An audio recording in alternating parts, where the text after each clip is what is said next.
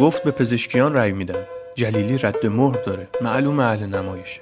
گفتم بماند که آقای رئیسی هم رد مهر داشت، اما اونو ولش کن. میدونستی یه پا نداره؟ گفت نه. یعنی چی؟ گفتم دکتر یه پاشو تو جنگ از دست داده، اما هیچ وقت هیچ جا ازش حرفی نمیزن. از بین 6 کاندیدا تو تلویزیون بیشتر از همه تو جبهه ازش جا مونده، ولی کمتر از همه ازش حرف میزد. گفتم میدونستی مادر جلیلی ترکه؟ گفت نه. گفتم آفرین، چون جلیلی از ترک بودنش سوء استفاده نمیکنه. گفتم میدونستی پدر جلیلی از کردهای تبعیدی به خراسانه؟ گفت نه. گفتم آفرین، چون جلیلی از کرد بودنش سوء استفاده نمیکنه. گفتم میدونستی پزشکیان حافظ نهج البلاغه است؟ گفت آره همه میدونن. گفتم حالا میدونستی جلیلی حافظ قرآنه؟ گفت نه.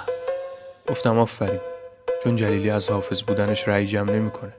ببین رفیق، این کسی که تو بهش میگی اهل نمایش، از نمایش بیزاره. سعید همیشه میگه کشور با نمایش اداره نمیشه.